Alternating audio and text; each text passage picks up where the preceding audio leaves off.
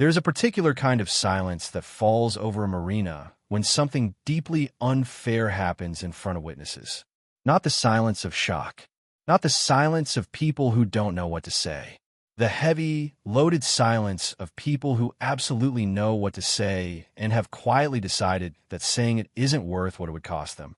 That was the silence at Pelican Dock Marina on the morning of April 14th, when Diana Voss, CEO of Voss Marine Technologies, sponsor of the most dominant offshore racing team on the eastern seaboard, owner of 3 properties she visited fewer than 12 days a year combined, pointed a 1989 offshore V-hull catamaran named Clara and laughed.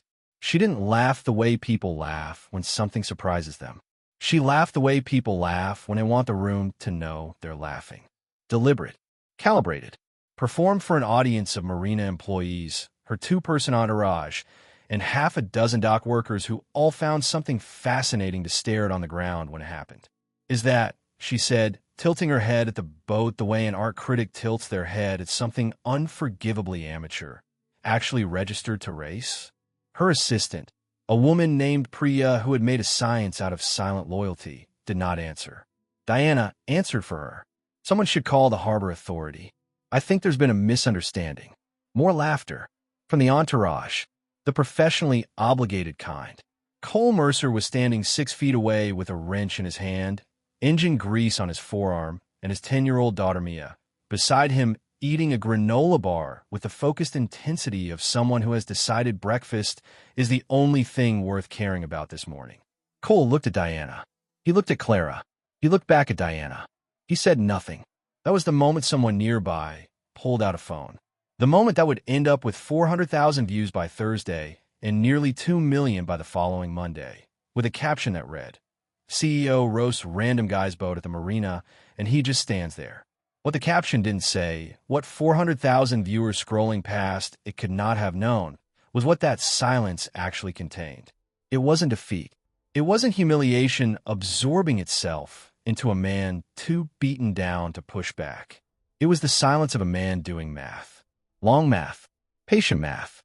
The kind that doesn't announce itself until the answer arrives. And when it does, the answer is so complete that the original problem feels embarrassed to have existed. Hold that silence. We're going to need to understand what's inside it before any of the rest of this makes sense. Cole Mercer had been working around boats since he was 11 years old, when his uncle Derek, a man who smelled permanently of salt air and bad decisions, taught him that a marine engine was just a puzzle that happened to be submerged. You had to learn its language before you could have a conversation with it. Cole had learned that language the way some kids learn music, not as a discipline, as an instinct. By his mid-20s, he was one of the most sought-after marine mechanics on the competitive offshore circuit, which is the category of boat racing where the vessels travel at speeds approaching 150 miles per hour across open ocean swells, where a single mechanical miscalculation doesn't result in a pit stop. It results in a catastrophic airborne event that the racing world discusses in very quiet voices for years afterward. Cole was the person teams call when the engine configuration wasn't producing the numbers it should, when something in the hull dynamics was creating drag at speed that the on-paper specs said shouldn't exist, when the throttle man could feel something wrong through his feet that nobody could explain with instruments. He had the gift that people in technical fields sometimes develop, the ability to hear what a machine is actually saying rather than what its readings report. He could listen to an engine at idle and tell you where the problem was going to appear at 3/4 throttle. He could look at the wake pattern behind a hull moving at speed and understand something about the water-to-hull relationship that would take other engineers an hour of computer modeling to approximate. He was also, for a period of about 3 years in his early 30s, a throttle man himself. Not the headline driver, not the person the cameras chase down the dock. The throttle man sits in the back of an offshore racing catamaran and controls the engines while the driver up front handles steering. The throttle man is the one who knows when to give the boat everything it has and when to hold back, because giving it everything it has at the wrong moment is how people die. It's a role that requires a specific combination of mechanical intuition, courage, and the ability to make decisions in the gap between 2 waves when you have approximately no time to think about it. Cole was good at it. Not famous, but respected. The kind of good that people in the sport recognize and civilians can't see. He met his wife Clara at a race in Miami when she was photographing the event for a marine industry magazine, and her memory card filled up 40 minutes before the finish, and she asked a random person in the pit lane if she could borrow a cable to transfer her files, and the random person was Cole, who didn't have a cable but spent 20 minutes helping her find a workaround anyway. They were married 2 years later. Mia arrived 18 months after that. Clara died from a brain aneurysm on a Wednesday afternoon when Mia was 2 years old. Cole was in the driveway, changing the brake pads on their truck when it happened. He hadn't heard anything. She'd been reading on the couch. The kind of ordinary afternoon that becomes the before point in a life. The last moment before everything divides into what was and what came after. He left the racing circuit 6 weeks later. Not dramatically, not with a statement. He just stopped accepting calls, and eventually people stopped making them, which is how the professional world handles men who walk away quietly. He moved to Pelican Dock Marina with Mia and took over the repair and maintenance business from a man named Eddie Crane who needed a partner and couldn't afford to pay one. So they agreed on a structure where Cole's labor was his equity, which meant 5 years later, he owned 30% of a business that kept the lights on and not much else. Eddie Crane, for the record, was the kind of person who had strong opinions about everything and was right about almost none of them. He was 53 years old, had the build of a man who had spent decades doing physical work and the energy of a man who had been personally offended by the concept of silence. He filled every quiet moment with commentary, most of it inaccurate, and some of it genuinely funny by accident. He was Cole's closest friend in the way that people become close friends when they spend 8 hours a day together for years and learn that the friendship isn't built on agreement. It's built on tolerance with warmth underneath. Clara the boat, named by Cole 2 years after his wife died, in the specific way grieving people sometimes do things quietly and without explaining it to anyone, had been sitting in slip 14 at Pelican Dock for 3 years. She was a 1989 offshore V-hull catamaran, 38 feet long, built by a manufacturer that no longer existed, with a hull design that had been competitive in her era and was now considered a relic by anyone who followed the sport closely. She was also, by any reasonable visual assessment, a mess. One engine was functional. The other had a cracked block that Cole had been sourcing parts for in the determined, unhurried way he approached everything that mattered.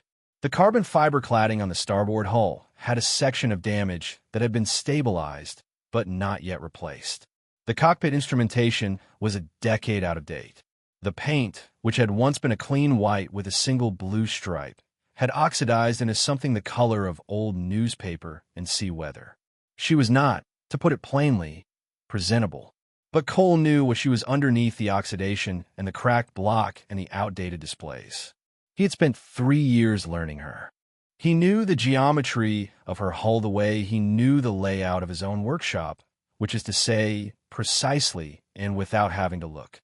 And so when Diana Voss stood on Pelican Dock and laughed at her, Cole stood very still and ran the math. Diana Voss had not arrived at Pelican Dock to be cruel. She had arrived because Voss Marine Technologies was evaluating the marina as a potential location for a promotional event tied to their sponsorship of the Key West Offshore World Championship. The championship was the marquee event in the American offshore racing calendar, held each November over 3 race days in Key West Harbor. Voss Marine had been the title sponsor for the previous 2 years, pouring a number into it that had 7 digits and a comma in the middle, and the return on that investment had been considerable. Their name was on the fastest boat in the fleet. Their name was in the trophy presentation photo. Their logo was behind the winning throttle man every time a camera fired. The team she sponsored was called Apex Marine Racing, and their throttleman-driver combination, Rex Alton behind the wheel and a man named Harris Dove on the throttles, had won the championship the previous year by a margin that made the second-place finisher look like they were racing in a different decade. Rex Alton was 29 years old, physically impressive in the way that people in performance sports sometimes are, and had a relationship with humility that could be generously described as theoretical. He was the face of Voss Marine's campaign. He was in the ads. He had opinions about boat design that he shared in interviews with the confidence of a man who mistakes sponsorship for expertise. Diana liked him because he won, and because he was photogenic, and because he never created problems that required her personal attention. She managed the sponsorship the way she managed most things in her professional life. Strategically, from altitude, with minimal contact with anything that didn't require her specifically. She had not anticipated that evaluating a marina for an event venue would require her to have an opinion about a broken-down catamaran or its owner. She had simply looked at it, made an assessment in the way she made all assessments, quickly, on surface information, with total confidence, and delivered the result aloud. The video clip ran 14 seconds. Diana laughed, said the line about the harbor authority, and the camera panned to Cole standing there with the wrench and the expression of a man who has heard something and is deciding whether it is worth the weight of his attention. Mia, 10 years old, her granola bar paused halfway to her mouth, looked at Diana with the flat assessment of a child who has not yet learned to disguise her opinions as anything other than what they are. "That's our boat," Mia said. "I know, sweetheart," Diana said, with the particular warmth people use when they're talking down to a child and know it. "Her name is Clara," Mia said. Diana looked at Cole. Cole looked at the water. "Good luck with her," Diana said, and turned and walked back toward the dock access gate, her heels producing the kind of sharp sound on wooden boards that communicates arrival and departure simultaneously. The video ended. What happened in the 14 seconds after the video ended was not recorded. What happened was Mia looked up at her father and said, in the tone of someone delivering a verdict, "She doesn't know what Clara can do." Cole looked at his daughter. He looked at the boat. He picked up his wrench. "No," he said, "she doesn't." The comment section of that video was a sociological event. By Wednesday, it had collected 11,000 comments, which roughly divided into 3 camps. The first camp found it funny in the way internet culture finds things funny. A little mean, self-satisfied, perform for the approval of strangers. The second camp found it infuriating on principle and said so at length and in vocabulary that required parental controls. The third camp, smaller but more interesting, consisted of people who appear to actually know something about offshore racing, and what they were saying was more specific. Because here's the thing about that boat. One user wrote, with a username that appeared to belong to someone with actual credentials in the sport. The 1989 run of that hull design, before the manufacturer went under, was one of the tightest V-catamaran geometries ever produced. The factory went bankrupt before anyone figured out that they'd accidentally built something remarkable. There are maybe 8 of them still in existence. If someone who knew what they were doing got hold of one and rebuilt it properly, they would have a hull that the modern field hasn't seen in 20 years, which means the modern field doesn't know how to race against it. That comment got 1,400 likes. Eddie saw it first. He read it to Cole over the phone at 7 in the morning while Cole was making school lunches. Cole listened without saying anything. "Well," Eddie said when he'd finished. "He's not wrong about the hull geometry," Cole said. A pause. "You've been thinking about this already," Eddie said. It wasn't a question. "I've been thinking about the cracked block," Cole said, "which isn't the same thing." Another pause. "Cole, make Mia's lunch for me," Cole said. "I'm going to the workshop." The restoration of Clara took 4 months, 3 weeks, and 2 days. This is what it looked like from the outside, which is the only view anyone got because Cole did not document it, did not post about it, did not tell anyone who didn't already know. From the outside, it looked like a man spending a very large amount of time on a boat that appeared, still, to be a mess. From the inside, from the view of someone who was paying attention to what was actually happening, it looked like something else entirely. Cole sourced a replacement engine block through a network of marine salvage contacts he'd spent 15 years building. Not a new block, a block from the same production run as the original, pulled from a vessel that had been decommissioned in South Carolina.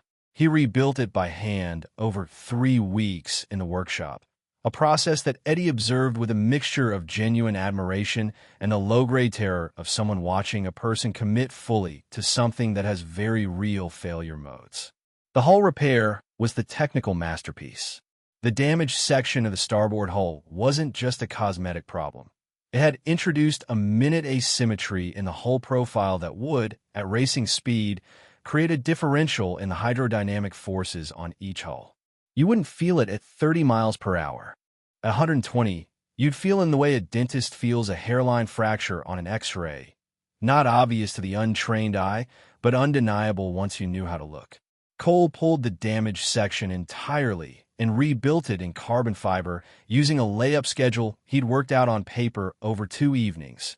Referencing the original manufacturing specs he'd found in a marine historical archive that required 3 phone calls and a very patient librarian to locate. The instrumentation went in last. Not the most expensive units available. The right units, selected for what they measured and how they communicated it to the person holding the throttle. Cole knew what he needed to feel from the instruments and chose accordingly. Mia helped on weekends. Her contributions were logistical, passing tools, holding flashlights at angles that required 3 hands, reading specifications aloud from Cole's printed notes when his own hands were occupied. But her presence was the actual contribution. She sat on the dock edge and did her homework while Cole worked in the hall, and occasionally read him passages from her school reading that had nothing to do with boats, which Cole listened to without comment, which Mia had learned was his version of enthusiasm. Eddie brought lunch and commentary in equal measure. "You realize," Eddie said one afternoon, watching Cole calibrate the fuel injection mapping on Engine 2, "that when this goes sideways at the race and you end up in the water, I'm going to have to be the person who explains this to Mia." "It's not going to go sideways," Cole said. "You don't know that. I know the boat. You know this boat the way I know my ex-wife," Eddie said. "Which means you know her incredibly well, and she can still surprise you in ways that ruin your week." Cole looked at him. "That came out worse than intended," Eddie said. "Yes, it did. The point stands, though." "The point doesn't stand," Cole said. "Make yourself useful and hand me the crimping tool." The first time Clara moved under her own power after the restoration was on a Saturday morning in August. Cole took her out alone, before the marina woke up in the flat gray light that comes off the water before the sun is fully committed to the day. He ran her at quarter throttle for the first 20 minutes, listening to the engines, feeling the hull through the seat and the throttle and the wheel. Then half throttle, the same listening. Then 3/4. Then he gave her full power on a straight stretch of open water where no one else was moving. The boat came alive in the way that things built correctly come alive, not with drama, not with announcement, but with the deep and absolute authority of something doing exactly what it was designed to do. Cole brought her back to the dock and sat in the cockpit for 5 minutes before cutting the engines.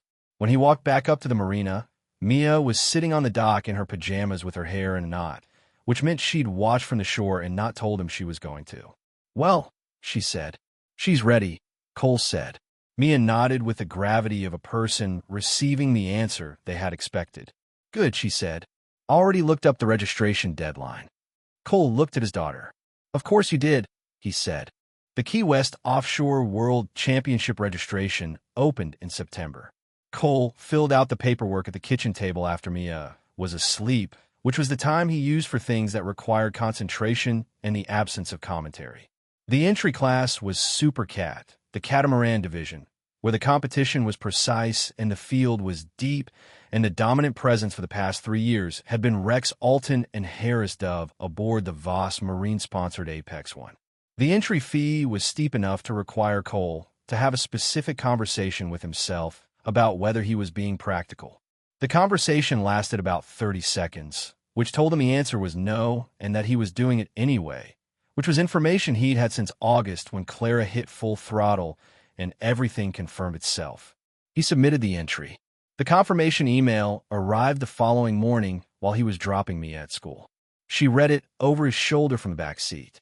"We're in," she said. "We're in," he agreed. "Who's your throttle man?" she said, because she had learned enough about the sport to know you couldn't race a catamaran alone. Eddie, Cole said. A pause. In the rearview mirror, Mia's expression was the specific expression of a person who has several thoughts and is choosing very carefully which one to say first. "Dad," she said. "He'll be fine," Cole said. "He gets scared on roller coasters," Mia said. "Offshore racing is nothing like roller coasters," Cole said. "Is that meant to be reassuring?" Mia said. Cole pulled up to the school drop-off. "Have a good day," he said. She got out, paused, turned back. "Maybe ask him first before you commit," she said. "I already asked him," Cole said. "He said yes." Mia looked at the sky. Okay, she said. God help us. When Diana Voss found out that boat was in the field, she found out the same way everyone else did, through the race entry list posted on the Race World offshore website in late September. Her assistant flagged it for her on a Friday afternoon with the context that the entry appeared to be the boat from the viral video. Diana read it twice. Then she called Rex Alton. There's a boat in your class, she said, that I want you to be aware of. Rex's response was the sound of someone not particularly concerned. What boat? She told him. Another pause. The rust bucket from the video, he said. Apparently restored, she said. Diana. His voice carried the casual authority of a man who had won a world championship and not yet found the limit of what that credential covered. It's a 35-year-old VCAT, built by a manufacturer that couldn't stay solvent. I don't care who restored it. I'm not asking you to care, Diana said. I'm telling you to be aware. I'm aware, he said, with the tone of a person who is not, in any meaningful sense, aware. Diana put the phone down and looked out the window of her office for a moment. She had a policy built over 2 decades of competitive business about the things you ignored and the things you didn't. Ignoring things that made you uncomfortable was how you stayed decisive. But she had a secondary rule, quieter and less advertised, which was that the things other people dismissed loudly were often worth a second look. She had seen the comment thread. She had read the post about the hull geometry. She didn't say anything about it to anyone, but she didn't dismiss it either. She put in the file she kept in her head for things she decided to watch. Key West in November has a quality to it that doesn't exist anywhere else. The light is different, lower and more golden, the way good light always arrives at an angle. And the air is the precise temperature that reminds you that the world contains places that are genuinely pleasant to be in without any effort on your part. The harbor fills with boats the week before race weekend. The town fills with people who have strong opinions about horsepower and will share them with anyone who maintains eye contact for more than 4 seconds. Pelican Dock Marina had rented a truck with a trailer large enough for Clara, and Cole had driven it down with Eddie in the passenger seat and Mia in the back with headphones on and a book, performing the specific indifference of a 10-year-old who is completely invested in something and refuses to demonstrate it because she has a reputation to maintain. They arrived Tuesday evening.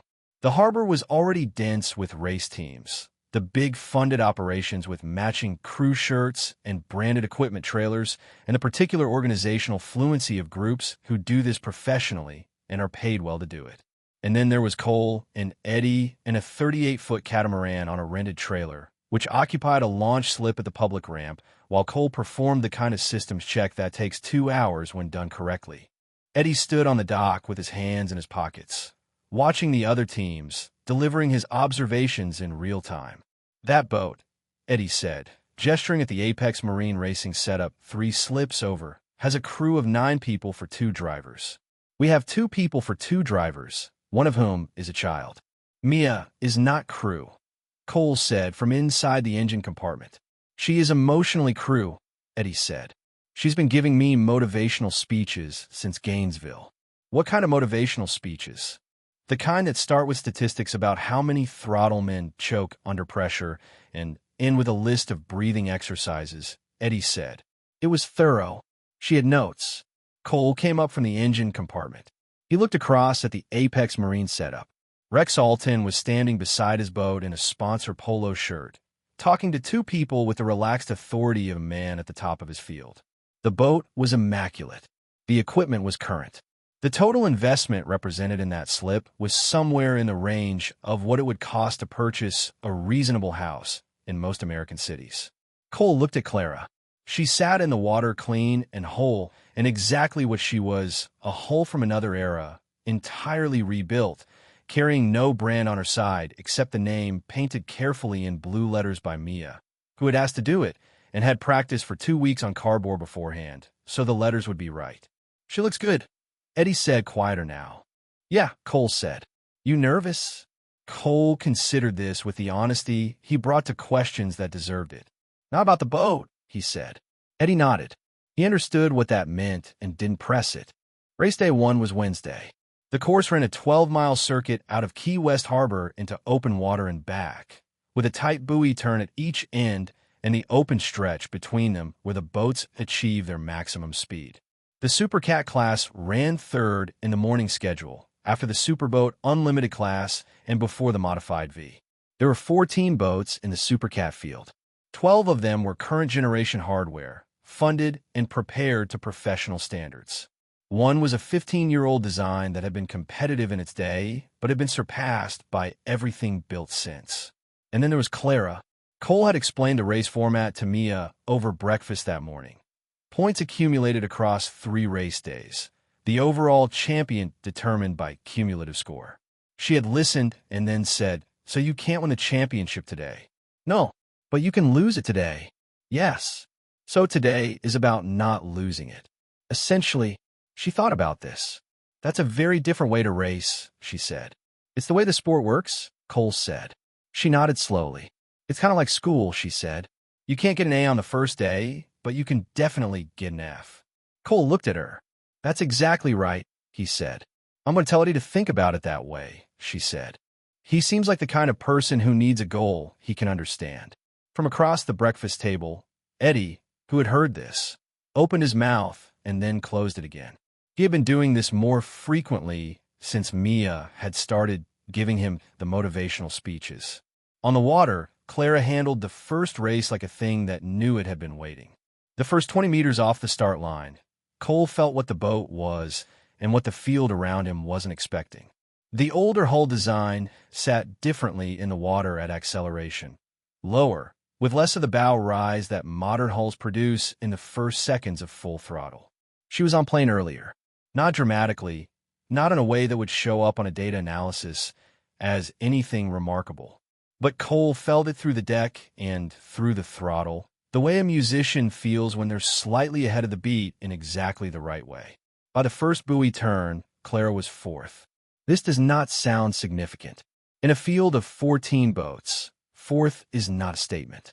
But Eddie, who had spent the morning thinking about how to not fail at the first day of the equivalent of school, felt the boat respond to the turn in a way that made him forget entirely to be scared. The turn geometry on a VCAT at that speed is a precise and particular thing. The inside hull loads up, the outside hull wants to lift, and the throttleman's job is to manage the engine output through the turn so the hull stays in contact with the water without losing so much speed that the exit is compromised. Cole turned the buoy the way he'd been thinking about it for 4 months. The exit speed was clean. On the Apex Marine boat, Rex Alton's throttleman Harris Dove felt them coming up on the back straight. He radioed Rex. "What's that old VCAT doing second on our stern?" Rex didn't answer for a moment. "Push it," he said. They pushed it. The gap held for the second lap and widened slightly on the third when Clara's port engine produced a slight hesitation at full throttle that cost 2 seconds. Cole corrected it with a throttle adjustment and a word to himself that was very quiet and not for publication. Clara finished the first race in 3rd place. Not first. Not the moment where the impossible announces itself with a trumpet. 3rd. Clean. Achieved. Legitimate 3rd. In a field where finishing top half was the charitable expectation for a rebuilt 35-year-old hull.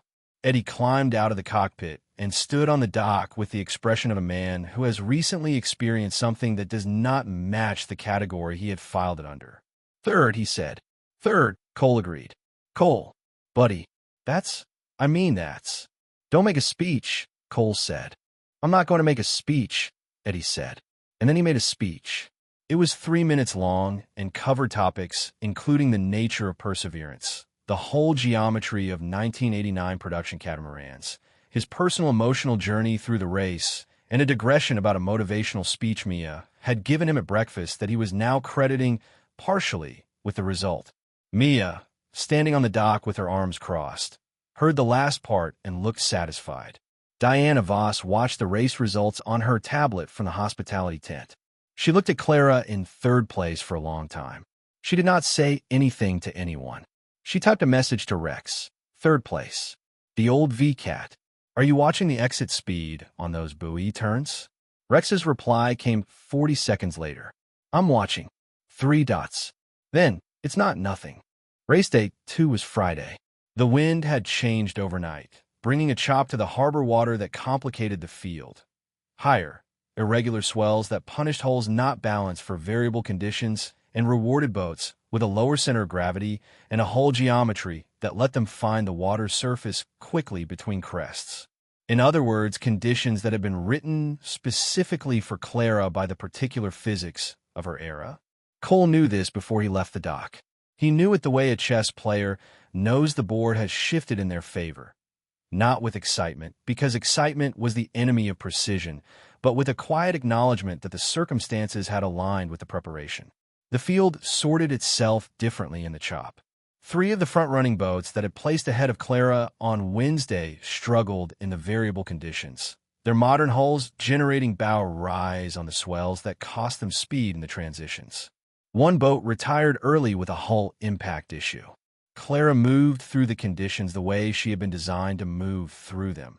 Not perfectly, not without effort, but with a consistency that accumulated over 12 miles into something real. She finished second. The gap to first was 4 seconds. First was Rex Alton, but the championship points gap, after 2 race days, was this. Rex Alton in first, 6 points. Clara, with a third and a second, in second place overall with 5 points. The boat that had been running dominant third for 2 years was third. 400 miles north, the video of Clara's Race 2 finish, shot from spectator vessel. The boat surging through the chop with a kind of deliberate authority, was being posted across marine racing forums and social media accounts with captions that range from technical analysis to raw enthusiasm. And from an account with a verified badge and 380,000 followers. I said it in September. The hull geometry on that 1989 VCAT is real.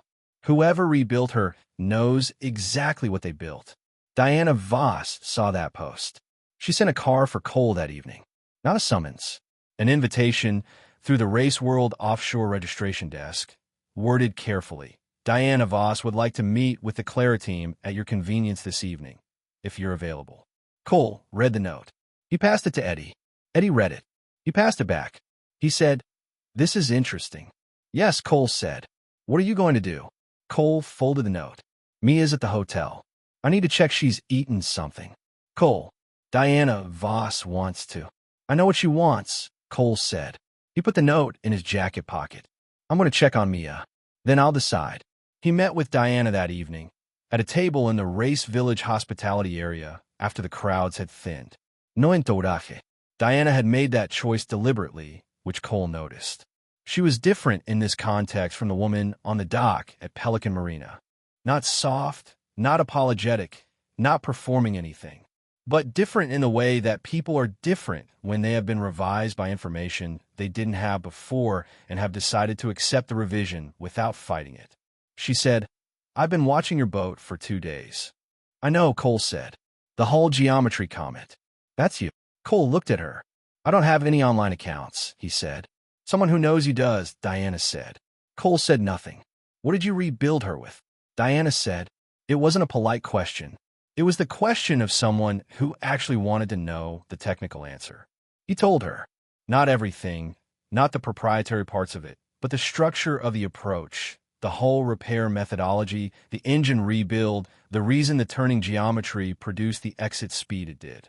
He spoke about it the way he spoke about things he understood completely, which was without ornamentation and with a precision that said more than the words. Diana listened.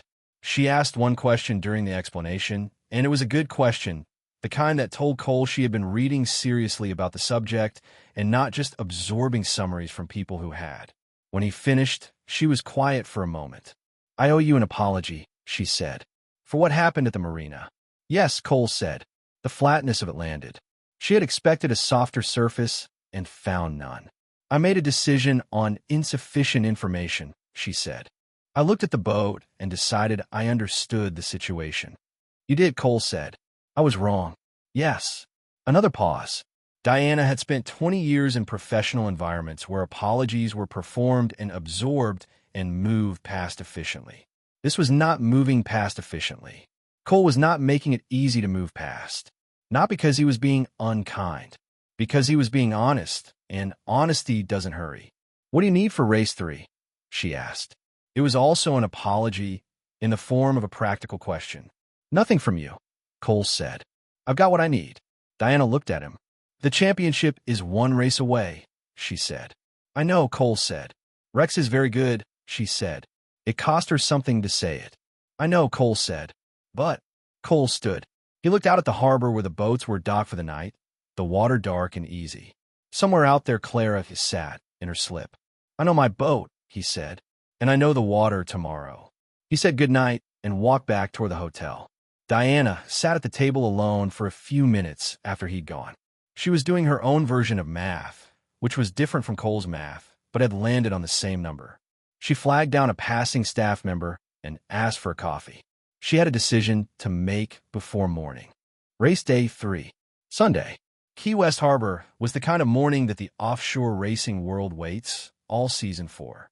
The wind was clean and consistent from the south, the swells running at a regular interval that would test hull control, but reward boats that were properly balanced. The air temperature was 71 degrees. The sky was the color of something you'd find in a travel photograph, which is to say it was aggressively, improbably beautiful. 14,000 people were in the race village and along the waterfront. The broadcast was live on Race World Offshore's YouTube channel and had 40,000 concurrent viewers, which had been climbing steadily through the morning as the championship situation. Rex Alton at 6 points, Clara at 5, a 1-point gap with one race remaining, had been reported and re-reported and circulated across the racing community and then beyond it, into the strange adjacent territory where a story becomes interesting to people who wouldn't normally care about the sport it belongs to. The Apex Marine Racing setup was at full operational capacity. Rex Alton had changed his demeanor over the course of the week in the way that excellent athletes change when they realize the competition is real. He was focused in the way he got focused when he actually needed to be, rather than when he was performing focus for sponsors. Harris Dove, his throttle man, had done a very quiet analysis of Clara's turning geometry the previous evening using footage from the broadcast, and had a specific tactical plan for the buoy turns that he and Rex had discussed and not shared with anyone. Cole had planned too. It lived entirely in his head, and he had not discussed it with anyone, including Eddie, because Eddie would have had thoughts about it, and Cole's plan did not benefit from thoughts about it before the race. It was the kind of plan that works exactly once, and only if the person executing it has the precision to commit without hesitation. At the dock, before they launched, Mia came to Cole. She had her game face on, which looked identical to her regular face, except for a quality in her eyes that said she was taking this seriously in a way that her regular face didn't always communicate. She handed him a folded piece of paper. "Don't open it until after," she said. "Okay," he said. "Promise." "I promise." She hugged him with the specific force of a 10-year-old who has calculated the precise amount of feeling she wants to communicate through the hug. Then she pulled back and looked at him. "You built her," Mia said. "You know everything about her. Just do what you know." Cole looked at his daughter. "Yeah," he said. "And tell Eddie to breathe," she said. "He forgets." Cole looked at Eddie, who was already in the cockpit running pre-start checks, and had the expression of a man breathing exactly the wrong way. "Eddie," Cole said. "I'm fine," Eddie said. "Breathe normally." "I am breathing normally." "You're breathing like a person who has been told to breathe normally and is now performing breathing instead of doing it," Cole said. A pause. "She told you to tell me that," Eddie said. "She did," Cole said. Eddie closed his eyes, took a real breath, let it out. "Okay," he said. "I'm good." "You're good," Cole said, and stepped into the cockpit. The start sequence of the final race is what the online comment sections would spend the next 2 weeks analyzing frame by frame. Clara took the start from lane 3, Rex Alton in lane 2 beside her. The start horn sounded and the boats moved together. And in the first 15 meters, something happened that was not visible to most of the spectators on shore, but was completely apparent to anyone with access to the overhead drone footage that the broadcast was using. Cole drove Clara into Rex's lane. Not into Rex's boat. Not even close. But into the space Rex had been planning to use in the first 50 meters to establish position. The move that every throttle man and driver pair had mapped out. Rex and Harris planned to open a gap in the first straight that would make Clara superior, turning geometry irrelevant, because a boat that is already 2 lengths back going into the first buoy cannot reclaim those 2 lengths in the turn alone. Cole denied him the lane before he could take it. One precise, committed movement in the first seconds of the race, at a speed where that kind of decision happens faster than thinking. Rex adjusted. He had to, and the adjustment cost him not much, but something a half length that Clara kept through the first straight, so that going into the first buoy, the boats were level. What followed, across 12 miles of Key West water in front of 14,000 spectators and 40,000 streaming viewers, was the kind of racing that the sport occasionally produces and cannot reliably manufacture. 2 boats and 2 crews that were both right at the edge of what they could do, separated by nothing stable, the gap opening and closing across every lap like a conversation that couldn't resolve itself. Rex was better in the straights. Clara was better in the turns. The race seesawed across 3 laps in a way that produced from the broadcast booth the kind of commentary that becomes genuinely inarticulate with excitement, the words losing their structure because the words aren't fast enough. And then, on the 4th lap's back straight, at 118 miles per hour, Clara's port engine hiccuped. Not a failure, not a shutdown. A hiccup, a momentary irregularity in the fuel delivery that lasted approximately 1.4 seconds and cost the boat somewhere between 4 and 6 miles per hour of speed for the duration of that moment. 4 to 6 miles per hour at 118 is a very small number. It is also, in a race where 2 boats are separated by a boat length, an enormous number. Rex went through. The gap opened to 2 lengths going into the final buoy. In the cockpit, Eddie felt it happen and said a word that should not be included in a script of this nature. He also didn't do the thing he might have done 6 months ago, which was to panic. He said the word, assessed the situation, and looked at the throttle gauges. Port fuel, he said to Cole. I know, Cole said. He had felt it before Eddie spoke. 2 lengths going into the final buoy. The turn. Cole's plan, the one he had not discussed with anyone, that he had built over 4 months of understanding this particular boat in this particular configuration, lived in exactly this kind of moment. The turn geometry on Clara at the final buoy was something he had calculated and recalculated and then set down as fact in his mind and not revisited, because facts don't benefit from revisiting, only from execution. He turned the boat into the buoy with an entry angle that no one watching, not the broadcast booth, not the other teams watching from the dock, not Diana Voss standing at the hospitality rail with her hands very still, would have predicted from a boat 2 lengths behind in the final turn of a championship race. He turned it too early. That was what it looked like. He turned early and inside, and the hull loaded up in a way that seemed, for a half second, like a mistake. It was not a mistake. The exit line he'd created by turning early sent Clara through the final buoy at an angle that pointed her bow at the finish line on a trajectory that was, by the calculation Cole had done on paper months before in his workshop, approximately 7 degrees tighter than the line Rex was committed to from 2 lengths ahead. 7 degrees across the remaining distance to the finish. 7 degrees was 50 feet. Rex crossed the line. He was already beginning to ease off. The race was done. The championship was won. The math was complete. He had the reaction of a man whose tension releases when a task finishes. Clara crossed the line 1.2 seconds later. 1.2 seconds in offshore racing is a very specific number. It is the number that separates first from second when second is not enough to win the championship on aggregate points. Because here is what 5 points from 2 races plus a second-place finish in race 3 produces. 6 total points. And 6 total points from 3 races is what Rex Alton had from his first-place finish, plus his race 2 result, plus today. Clara had 5 going into race 3. A second-place finish gave her 4 more points. 9 total. Rex Alton, champion of the previous year, sponsored by Voss Marine Technologies, winner of race 3 by 1.2 seconds. 9 points total. Clara, 9 points total. In the offshore racing championship format, when 2 boats tie on points, the tiebreaker is the highest single race finish across the championship. Rex had 1 first-place finish. Clara had 1 second-place finish. Rex had the highest single race finish. Rex Alton won the championship. There's a version of this story that ends differently, where the 7-degree line is 8 degrees, or where the port engine hiccup happens 1 lap earlier, or where the weather on race day 2 produces the conditions that favor modern hull geometry instead of classic. But stories don't live in their alternative versions. They live in what happened.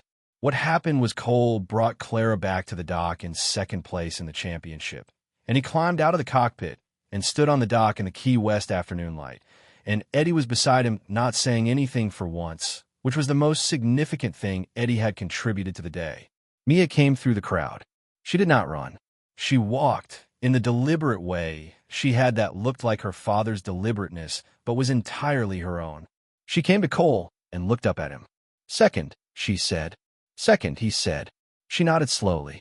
The expression on her face was not the expression of a child processing a disappointment. It was the expression of a child who had already sorted through the math and arrived at a different address than the one the math appeared to be pointing toward. "Clara's the fastest restored boat in the history of this race," Mia said. "I looked it up. No one has ever brought a hull this old and finished in the top 2 of the championship."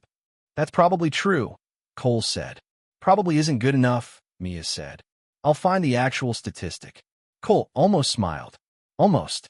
The trophy presentation happened 40 minutes later on the Race Village stage. Rex Alton received the championship trophy from the series director with the particular charisma he deployed in public moments, the smile and the wave and the practiced ease of someone who had done this before and knew how to wear it. Diana Voss stood beside the series director with the sponsor's presentation trophy, a separate award, the Voss Marine Excellence Award, which the sponsoring company presented to the team they designated as the race's standout achievement. It was her decision to make annually, and she made it publicly. The expectation of everyone in the Race Village was that she would walk it to Rex Alton. She walked it to Cole Mercer. She crossed the stage with it in both hands, which was different from the way she'd carried things at Pelican Dock Marina, and she stopped in front of Cole, and she held it out to him. The crowd was not entirely sure what was happening. Then it understood, and the reaction was not polite applause. It was the kind of reaction that comes out of people who have been watching something build all week and are releasing the pressure of it all at once. Cole took the trophy. Diana looked at him.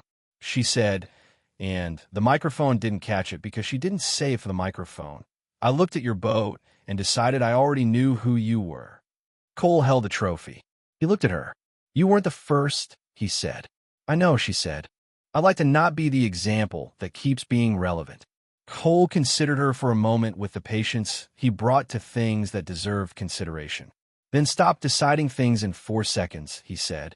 "Most things worth knowing take longer than that." She nodded. It wasn't a corporate nod. It was the nod of a person who has received a piece of information and has decided to carry it. She walked back to her position on the stage. Cole stood with the trophy and looked out at the harbor, where Clara was still docked, her name in blue letters catching the afternoon light. He looked at Mia in the crowd, who gave him a thumbs up with the seriousness of a junior executive approving a report. He looked at Eddie, who was crying away he was trying very hard to make look like allergies. He looked at Clara on the water. He had built something from what everyone else had decided was nothing, and it had moved through that water at the edge of what physics and preparation and everything he knew could produce. And it had not won the championship. And it had not needed to, because the thing Cole had been building was not the trophy. He had been building the proof. The proof that what looked ruined from the outside was whole on the inside. The proof that a man and his daughter and his friend and a 35-year-old boat that the world had laughed at could show up to the most competitive event in their sport and make it real. He had the proof. He had the note in his jacket pocket, still folded, from Mia. He opened it. On the paper, in her careful handwriting, it said, "Clara already knows she's the best. She just needed someone to show everyone else." Below that, in smaller letters, "That's you, Dad." And below that, in the smallest letters, "Also Eddie, I guess." Cole stood in the Key West afternoon, in the middle of everything, and for the first time in a very long time, the silence he carried was not the silence of a man holding himself together. It was the silence of a man who was whole, which is, when you think about it, the only kind of story worth finishing. If this story moves something in you, if Clara moves something in you, then you know what to do. Like this video, share it with someone who needs to hear that what looks broken from the outside isn't always broken on the inside. Subscribe if you want more stories like this one, because there are more, and they are worth your time. We'll see you in the next one.